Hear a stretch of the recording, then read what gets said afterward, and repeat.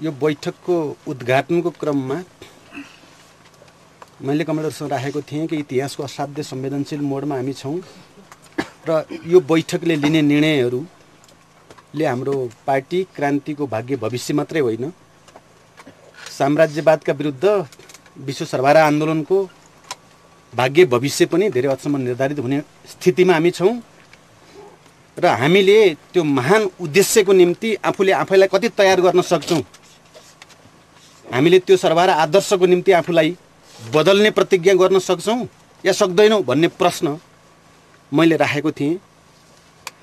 सुरुमै अनुभूतिको पाटोबाट भन्नुपर्दा मलाई के महसुस भयो कमरेडहरु भने यो 3-4 दिनको बहसपछि यहाँ विचारको क्षेत्रमा, भावनाको क्षेत्रमा माने यति सुन्दर व्याख्याहरू भए। माने एउटा सौन्दर्य शास्त्रीले यसको बिम्ब, यसका यहाँ प्रयोग भएका प्रतीकहरू, कविताहरू, लयहरू, अभिव्यक्तिमा जो विविधता देखा पर्यो र विचारको जो उचाइ छुने यहाँ कोसिस भयो, मलाई बैठकको सुरुमा त म एक किसिमको भावमा थिएँ। स्वाभाविक रूपमा म सङ्घर्ष गर्ने मुडमा थिएँ। वास्तवमा म अब आवश्यक पर्यो भने जत्रोसुकै सङ्घर्ष गरेर म कमरेडलाई सिधा भाषामा भन्न चाहन्छु, नभएको भए म राजीनामा दिने मुडमा पनि थिएँ। यो पार्टी अब बन्ने प्रतिज्ञा गर्दैन भने, यो केन्द्रीय समिति उठ्दैन भने र त्यो छुनीतिर जाने होइन भने नैतिकताको आधारमा मैले राजीनामा दिनुपर्छ भन्नेसम्म पनि थिएँ र म सङ्घर्षको मुडमा थिएँ र मैले सङ्घर्ष गर्नुपर्छ। नेपाली सर्वहारा वर्गको निम्ति, नेपाली जनताको निम्ति, विश्व सर्वहारा वर्गको निम्ति र विश्वभरिका साम्राज्यवाद विरोधी जनताको निम्ति। अर्को भाषामा मैले विद्रोह गर्नुपर्छ भन्ने पनि मलाई भइराखेको थियो। त्यसकारण म असाध्य आक्रामक मुडमा चाहिँ प्रस्तुत हुने स्थिति मेरो बनेको थियो। त्यसो नगरिकन, त्यो विद्रोह र त्यो आक्रमण नभइकन, त्यो विचारको आक्रमण, भावनाको आक्रमण पनि, मुख्य कुरा चाहिँ आफूले आफैलाई बदल्ने, 21औं शताब्दीका चुनौतीहरूको सामना गर्न लायक एउटा नयाँ पार्टी निर्माण गर्ने, जसलाई नयाँ क्रान्तिको थालनी गर्ने भनियो, म त्यो मुडमा थिएँ कमरेडहरु।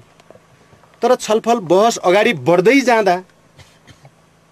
जाँदा र यो अन्तसम्म आइपुग्दा मैले आफूले आफैलाई फेरि अहिले असाध्य फुच्चे जस्तो फिलिङ भएको छ। मलाई अनुभूतिको कुरा गर्नुहुन्छ भने यति सुन्दर ढङ्गले यहाँ विचार र भावनाहरू व्यक्त भए, यति उचाइबाट व्यक्त भए, सबै जोड्दा त यो केन्द्रीय समितिको सबै भावहरू, प्रतिबद्धताहरू, प्रतिज्ञाहरू जोड्दा निश्चित रूपमा कोही पनि व्यक्ति त्यसको अगाडि फुच्चे हुन्छ। मैले अहिले महसुस गरिरहेको यति महान छ हाम्रो पार्टी, हाम्रो केन्द्रीय समिति, हाम्रा लिडरसिपका कमरेडहरू, हाम्रा कमान्डरहरू, हाम्रा जेनरलहरू भनौँ, एउटा ठुलो लडाईँ सिद्धिया जस्तो, एउटा ठुलो मोर्चा भव्य सफलतामा टुङ्गिएको जस्तो र आफूले आफैलाई जुन अनुभूतिको साथ प्रस्तुत गर्ने मैले कोसिस गरेको थिएँ, त्यो अनुभूति अर्को ठाउँमा रूपान्तरण भए जस्तो, हामी सबै एउटैमा विलिन भए जस्तो। अब यहाँ कोही व्यक्ति विशिष्ट भन्ने केही पनि छैन। हामी सर्वहारा वर्गको, 21औं शताब्दीको सर्वहारा वर्गको यस्तो एउटा फ्युजन भयौँ। हामी यसरी फ्युजन भयौँ, यो केन्द्रीय समिति सिँगै यसरी फ्युजन भयो कि व्यक्ति हरायो। हामी सबै हरायौँ। अब हामी कोही छैनौँ। यो बैठकमा आउनुभन्दा अगाडि निश्चित रूपमा कमरेडहरूले असाध्य राम्रोसँग यहाँ व्यक्त पनि गर्नुभयो। हामी सबै कोही सिङ जुरा लिएर आयौँ। हामी सबै आफ्नै आफ्नै योजनाहरू, आफ्नै आफ्नै हितहरू, आफ्नै चाहनाहरू र त्यसको निम्ति लड्ने ढङ्गले हामी आयौँ। हामी अलग अलग भएर आयौँ जस्तो लाग्छ। हामी एक व्यक्ति भएर आयौँ र यो बैठकभित्र दस्तावेजमाथिको छलफलको क्रममा हामी सबै व्यक्ति हरायौँ। अहिले मलाई वास्तवमा भन्नुहुन्छ भने सीएम भएको जस्तै मलाई लागेको छ। विलिन भइयो, हामी सबै फ्युजन भइयो हामीले भन्दै आएको छौँ। हुन त हामीले धेरै ठाउँमा यो फ्युजन शब्दको प्रयोग गर्ने पनि गरेका छौँ, कोही ठाउँमा सही ठाउँमा, कतिपय गलत ठाउँमा नि प्रयोग गरेका छौँ। तर यो महान फ्युजन, महान विलयन सर्वहारा उद्देश्यको निम्ति, मानव जातिको सुन्दर भविष्यको निम्ति, सबै उत्पीडित जाति वर्ग समुदायको मुक्तिको निम्ति एउटा यस्तो महान, यस्तो एउटा महान फ्युजन जसले एउटा असाधारण ऊर्जा शक्ति पैदा गर्छ। किन ऊर्जा, इनर्जी, सर्वहारा बरको इनर्जी यही फ्युजनमा मात्रै हो। विचारको फ्युजन, भावनाहरूको फ्युजन र त्यसले पैदा गर्ने शक्ति। किनकि मान्छेभित्र हामी सबैलाई थाहा छ असीमित क्षमता पनि हुन्छ। त्यसले सही वातावरण पायो, सही ओरिएन्टेसन पायो भने प्रत्येक मानिसहरूभित्र यो विश्वलाई नै प्रभावित गर्न सक्ने ऊर्जा पनि हुन्छ। पाएन भने प्रत्येक मानिसहरू भिडमा बदलिने र त्यसको औचित्य, त्यसको भूमिका इतिहासमा चाहिँ सामान्य किरा कर्कटको भन्दा बढी नहुने पनि हुन्छ। मार्क्सवादले हामीलाई के सिकायो? समाज विकासको क्रममा त्यहाँसम्म आउँदा विचारको यस्तो एउटा अद्भुत उचाइ, एउटा अद्भुत स्पष्टता, अद्भुत वैज्ञानिकता यस्तो प्रस्तुत गर्यो। माओको भाषामा भन्दा त्योभन्दा अगाडि पनि मानिसहरू त लडी नै राखेका थिए। प्रकृतिसँग सङ्घर्ष, विभिन्न वर्गका बिचमा सङ्घर्ष त चलि नै राखेका थियो। माओले असाध्यै सुन्दर भाषामा भन्नुभयो कि मार्क्सवादमा हजारौँ सत्यहरू छन्, तर ती सबैलाई एउटैमा ग्याल्भनाइज गर्न सकिन्छ, एउटैमा चाहिँ घोल्न सकिन्छ कि विद्रोह अधिकार हो। विद्रोहको अधिकारलाई संस्थागत गर्यो, त्यहाँदेखि धरती हल्लियो, पुरा विश्व कम्पायमान भयो र यस्तो एउटा शक्ति पैदा भयो जसले हजारौँ वर्षदेखि शासन गरेका शासकहरूलाई, शोषकहरूलाई उनीहरूको स्वर्गमा धावा बोल्यो भन्ने जो व्याख्या छ निश्चित रूपमा हो। त्यो विचारै थियो। सुरुमा त्यो विचार निश्चित रूपमा दुईजना व्यक्तिकोमा थियो।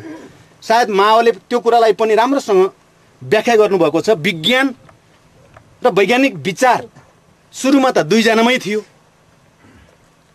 तर त्यो दुईजना भएर त्यसलाई अवमूल्यन गर्ने स्थिति होइन थियो। त्यो त यस्तो एउटा अणुबम थियो, विचारको यस्तो एउटा परमाणु बम थियो जसले धरती हिलाउँथ्यो, हिलायो। फेरि हामी के बुझ्छौँ त भने विज्ञान हुनुकै नाताले त्यो निरन्तर विकासको क्रममा हुन्छ। एकचोटि हिलायो त्यहाँ त्यसले सधैँ हिलाइराख्छ भन्ने कुरा हुन सक्दैन। त्यो विज्ञान विकासको क्रममा नयाँ नयाँ फड्कोमा नपुग्दासम्म त्यसले हिलाइराख्छ भन्ने कुरा पनि होइन र त्यसको विकास अपरिहार्य हुन्छ। र त्यही विकासको क्रममा जस्तो कमरेडले भन्नुभयो लेनिनवाद माओवादसम्म आयो र चाहिँ माओवादसम्म आउँदा मुख्यतः सांस्कृतिक क्रान्तिसम्म आउँदा विचारले एउटा उचाइ छोयो र त्यसले विश्वलाई, विश्वभरिका श्रमजीवीलाई एउटा बाटो, एउटा दिशानिर्देश गरि नै राख्यो। हामी सबै सायद त्यही महान आदर्शका, त्यही महान विचारका सन्तानहरू हौँ। हामी त्यसैका सन्तति हौँ, त्योभन्दा बाहिर हामी होइनौँ। नेपालमा 10 वर्षको जनयुद्धले जे प्रभाव सिङ्गो नेपाली समाज, सयौँ वर्षदेखिको समाजलाई खलबल्याइदियो, त्यसका जराहरू उखेलिदियो, माने सन्तुलन भत्काइदियो। त त्यसको पछाडि हामी सबैलाई राम्रोसँग अनुभूत छ, हामी सबैले राम्रोसँग देखेका छौँ कि अरू हामीसँग हतियार भएको कारणले त्यो भयो, कि हामीसँग धेरै मेसिन गनहरू भएको कारणले त्यो भयो, हामीसँग माने करोडौँ जनता हाम्रो पक्षमा भएकै हुनाले त्यो भयो त? त्यो पनि होइन। किनकि हामी एउटा सानो समूह नै थियौँ, हामी थोरै मानिस नै थियौँ। नेपालमा बडे बडे पार्टीहरू भन्ने नै थिए, कम्युनिस्ट नामका पनि।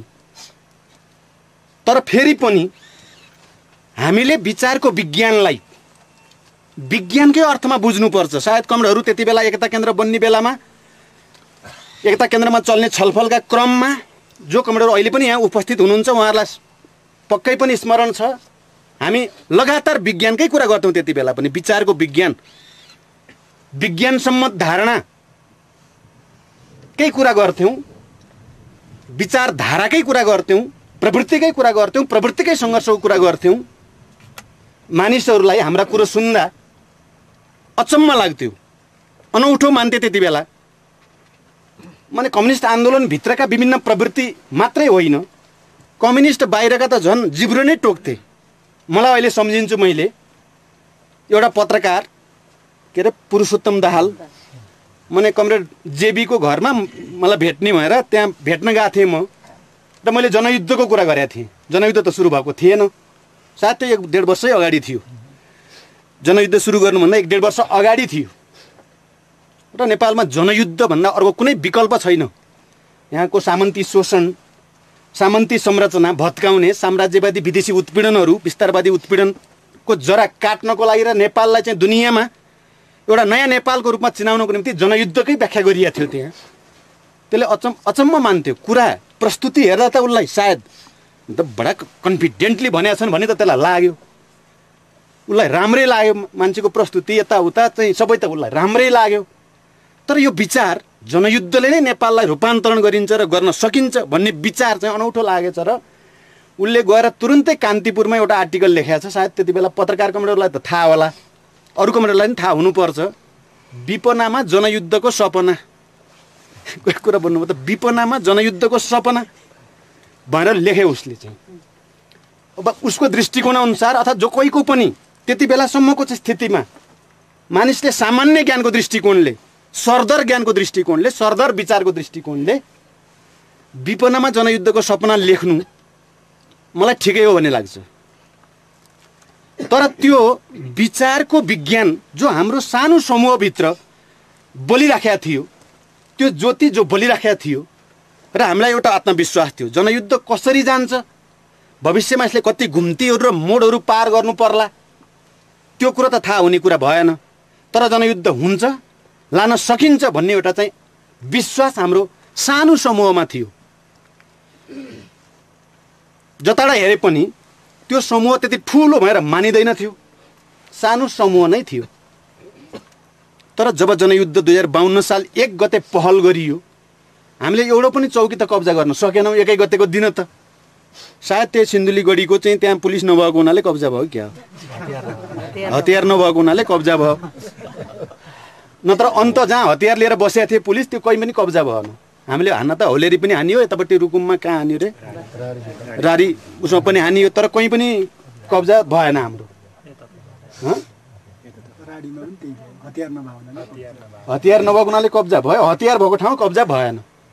तर त्यो एउटा यस्तो उद्घोष थियो, त्यो यस्तो उद्घोष थियो, विज्ञान आधारित विचारको उद्घोष थियो। त्यो उद्घोषले के गर्यो त भने हतियार कब्जा नभए पनि विचारका गोलीहरू, विचारका रकेटहरू काठमाडौँमा प्रहार हुन थाल्यो र त्यसले सिङ्गो समाजमा तरङ्ग 15 दिनभित्रमै नेपालमा एउटा यस्तो ठुलो तरङ्ग, यस्तो एउटा महान फड्को, यस्तो क्रमभङ्गको त्यसले प्रतिनिधित्व गर्थ्यो। त्यो आफ्नो गतिमा विकास हुनु अपरिहार्य थियो। त्यो विकास भयो र यहाँसम्म आयो। माने विज्ञानलाई हेऱ्यो भने ग्यालिलियोको कुरा गरे पनि, न्युटनको कुरा गरे पनि, माने तमाम वैज्ञानिकको कुरा गऱ्यो भने कयौँको त 100औं वर्ष लाग्यो त्यो विज्ञान साबित हुन, त्यो विश्वले मान्न। तर विज्ञान भइसकेपछि त्यसलाई मान्नु अपरिहार्य छ। जुन चिज विज्ञान छ त्यो मान्न अपरिहार्य छ, त्यसलाई मान्नै पर्छ। दुनियाँले त्यसलाई मान्छ, ढिलो या छिटो। त्यही विज्ञान विचारको विज्ञानको कारणले हामी अगाडि बढ्दै गयौँ। तर विचार विज्ञानका अरू सबै शाखा जस्तै विचारको विज्ञानको शाखा पनि निरन्तर प्रयोग र निरन्तर विकास र निरन्तर चाहिँ तपाईँको ट्रायल एन्ड एरर भनौँ न, चाहिँ के भन्छ त्यसलाई, प्रयोग गर्ने गल्ती हुन्छ, त्यसबाट सिक्ने क्रमबाटै गुज्रिन्छ। यो ट्रायल एन्ड एररकै मेथड जसरी अरू विज्ञानमा प्रयोग हुन्छ नि, माने प्रयोगशालामा, त्यो प्रयोगशालामा प्रयोग हुने विज्ञानको विकास पनि कुनै वैज्ञानिकको दिमागमा एकाएक आएर तुरुन्तै चाहिँ त्यहाँबाट एउटा चाहिँ अद्भुत र अचानक केही पनि भएको छैन। हामीलाई त्यसको परिणाम हेर्दाखेरि त अद्भुत अद्भुत गर्यो विज्ञानले त भनिन्छ। तर विज्ञानको विकासको आफ्नो नियमलाई राम्रोसँग अध्ययन गर्ने जो कोहीले के देखिन्छ भने धेरै वर्षको मेहनतपछि, धेरै मानिसहरूको मेहनतपछि, धेरै प्रयोगको असफलतापछि मात्रै त्यो विज्ञानले फड्को हाने हुन्छ, त्यो नयाँ आविष्कार भएको हुन्छ, नयाँ अनुसन्धान भएको हुन्छ। समाज विज्ञान, विचारको विज्ञान पनि त्योभन्दा बाहिर हुनै सक्दैन। तपाईँ हामी परिकल्पना मात्र गर्न सक्छौँ, तपाईँ हामी आदर्शवादी ढङ्गले भन्नु मात्रै सक्छौँ कि यस्तो महान विचार पैदा भइदिए हुन्थ्यो हामी कहाँ, हाम्रो यस्तो महान नेताहरू पैदा भइदिए हुन्थ्यो, हाम्रो पार्टी यस्तो भइदिए हुन्थ्यो, त्यस्तो भइदिए हुन्थ्यो। किनकि हजारौँ वर्षको जो विचार संस्कारद्वारा यो समाज प्रशिक्षित छ भनौँ, तालिम छ, त्यो अधिभूतवादी तालिममा छ। हामीले सहज बुझ्ने भनेको अधिभूतवाद हो, द्वन्द्ववाद चाहिँ होइन। तपाईँ हामी कोही पनि दैनिक जीवनमा सहजै बुझिने कुरा अधिभूतवाद छ, द्वन्द्ववाद चाहिँ बुझिने कुरो छैन अथवा बुझ्न सजिलो छैन। किन द्वन्द्ववाद बुझ्नको निम्ति त्यहाँ नयाँ नयाँ प्रयोग, नयाँ नयाँ सङ्घर्ष, नयाँ नयाँ चाहिँ माने एउटा चाहिँ क्रमबाट गुज्रिनुपर्छ। तर माने शासक वर्गीय भनौँ न, इतिहासले पैदा गरेको शासकीय चिन्तन त शासक वर्गको दर्शन, मान्यता, यो सबैले चाहिँ मान्छेलाई सरलीकृत रूपमा, असाध्यै सहज एकाङ्गी रूपमा चिजलाई बुझ्ने र ढुक्क भएर बस्न सिकाएको छ, प्रगतिको निम्ति सङ्घर्ष नगर्न सिकाएको छ। त्यसको असर मानिसको नसा नसामा भरिएकै छ। माने यो संसार कसरी बन्यो, भगवान्ले बनायो, सिद्धियो कुरा, खिसा खत्तम। अहिले पनि तपाईँ हामी देख्छौँ नि, साम्राज्यवाद यत्रो विज्ञानले यहाँसम्म विकास गर्दा पनि हामी इन्डियामा हेऱ्यौँ भने हरेक धर्मशालामा, हरेक चाहिँ माने एउटा धार्मिक उसमा चाहिँ लाखौँ करोडौँ मान्छे लैजानको निम्ति शासक वर्ग अहिले ती जनतालाई वैज्ञानिक चेतनातिर गयो भने त विद्रोह हुने रहेछ, उनीहरूले बुझेको छन् त्यो कुरा राम्रोसँग। त्यहाँदेखि तिनीहरू अधिभूतवादी भइराखुन्, तिनीहरू पटमूर्ख भइराखुन्, तिनीहरूको चेतनामा विज्ञान नघुसोस् भन्नकै निम्ति पोपहरूको चाहिँ चुनाव हुने बेलामा माने कसरी भयो, इन्डियामा चाहिँ लाखौँ हजारौँ मर्छन् किच्चिएर, तै पनि त्यतै लैजानेतिर चाहिँ उनीहरूको किन चाहिँ माने जोड छ भन्दा त्यो अधिभूतवाद नै प्रतिक्रियावादीहरूको निम्ति, शासकहरूको निम्ति असाध्यै राम्रो हतियार शासन गरिराख्नको निम्ति भने त्यसको ठिक खिलाफमा विज्ञानको माग के हो त भन्दा निरन्तर विचारको विकास। माओले भन्नुभयो कसरी हुन्छ त विचारको विकास, त्यो कुनै चाहिँ ऋषिमुनिले तपस्या गरेर हुने कुरा पनि भएन, त्यो कुनै चाहिँ पण्डित विद्वानले लाइब्रेरीमा